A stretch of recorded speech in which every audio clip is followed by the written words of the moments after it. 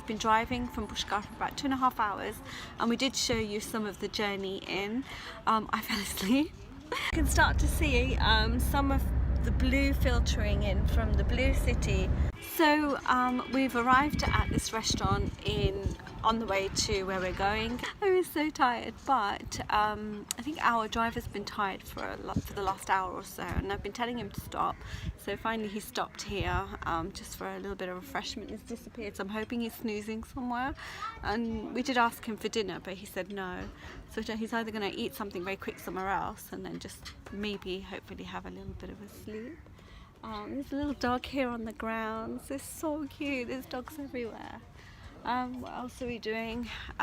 We've got another 2-hour drive, so in total maybe 4 to 5 hours drive to where we're staying, which is in very old Jodhpur.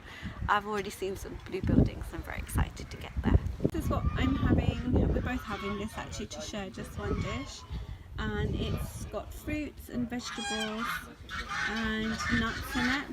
Umaid Bhavan Palace. So after a long drive of approximately 4 hours almost, I was asleep for like maybe a little bit more, we're here in Jodhpur, and we've just come into Umaid Palace. We ain't got long, we just got here. It closes in about 20 minutes, so I think it said you can probably stretch it by about another half an hour.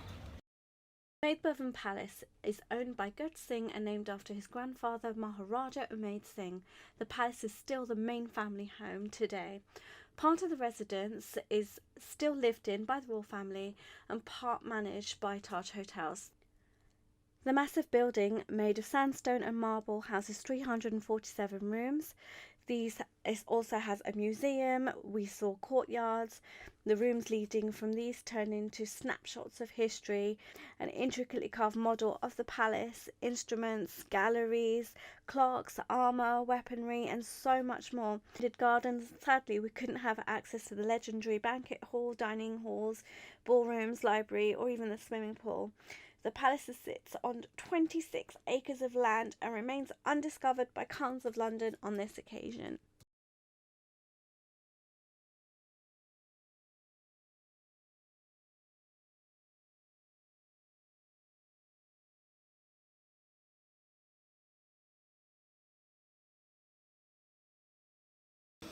Well, I suspect this is one of the many courtyards of the palace. So this is how it looks up there, at the top when you go around. Me and Mrs. Khan is there. And there's a shop there as well. Why miss out on the shop? Here we go, and this is it.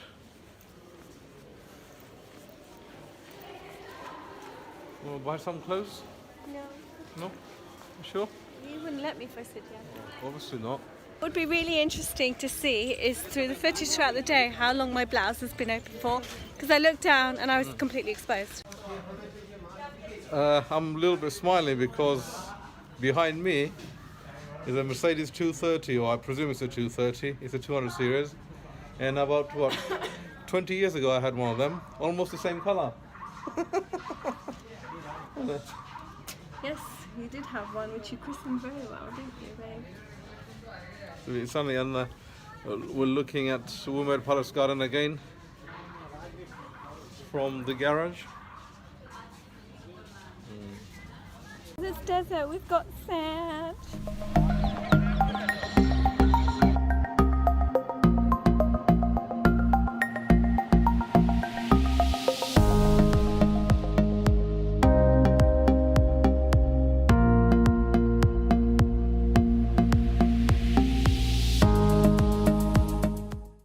So, because we're classed as foreigners, we had to pay 100 rupees to get in, and for that we were only allowed to go into just a fraction of that palace, just a few rooms, and just see a few things behind the wall. We can't go in any part of the garden. We can only go up here into the garage and look at a few cars, and basically to the car park. So that's about it. And it cost us how much? 100 rupees each. Okay, chaliye abhi. I think this is absolutely fabulous, because if you look at it here, You know, I don't know how old this is, and someone actually gone manually by hand done all this artwork. And I don't know how old, 100 years old, 200 years old, that door? Possibly longer. I hope I'm right in saying it's old.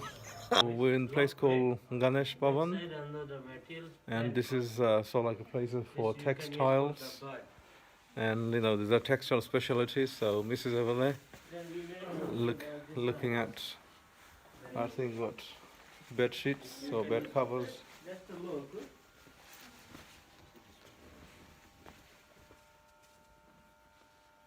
All done by hand. So this is what happens when you book somewhere and you don't know where you're going to. So me and Nisha, we're carrying our luggage through this narrow alleyway. The hotel is just up here on top of the road. I've been there and had a look. So yeah, but the problem is, like, the road is all bumpy. The car won't get up here because it's just too narrow. Only just about tuk-tuk gets through.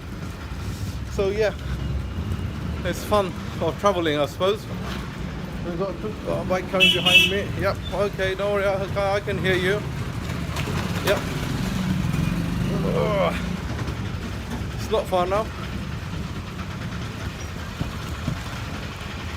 Hello.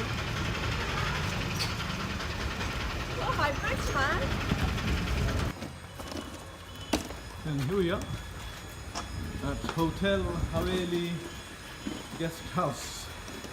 Yeah, go on. Going. We're going in? Yeah, this is it. Wow. Go on. I'm really excited because it's a family house. Okay, it doesn't look very much like a family.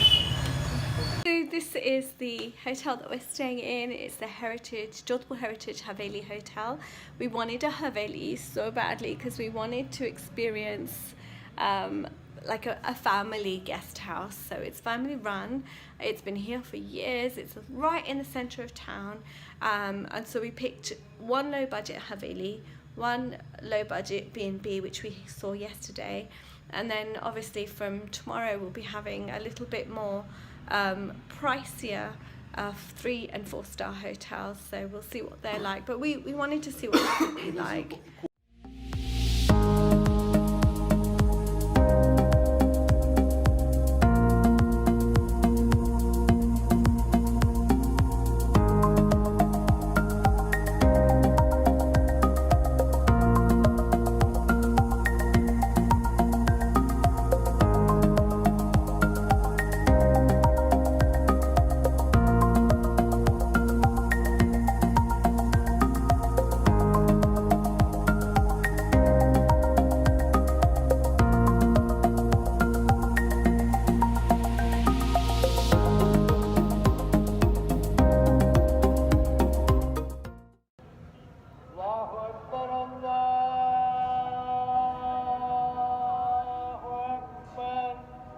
Yeah, he's nice, he's really helpful. So we've just ordered dinner from the hotel and we've ordered a fish curry, which is, both curries are traditional.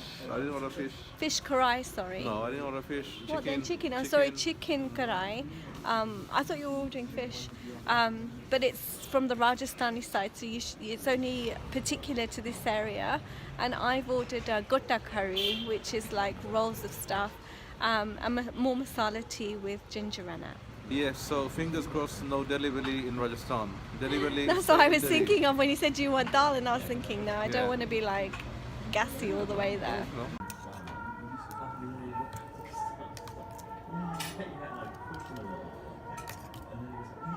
So I'm having a dumpling ball dish, and Abdul's chicken curry is here. Got a special Rajasthani goodai dish. Right. Nice. Big cold.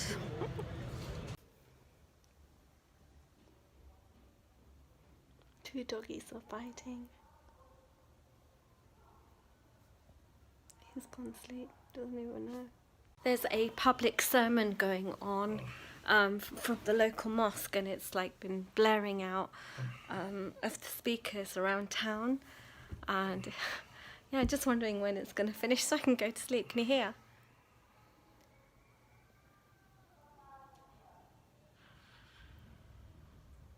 sometimes they talk, and sometimes it's like hymns.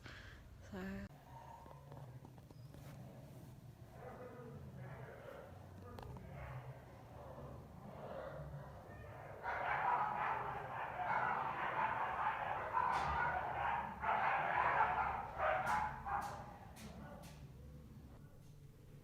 can you guess our next destination? I get to see some textiles being made. Abdul finally gets to do some cooking.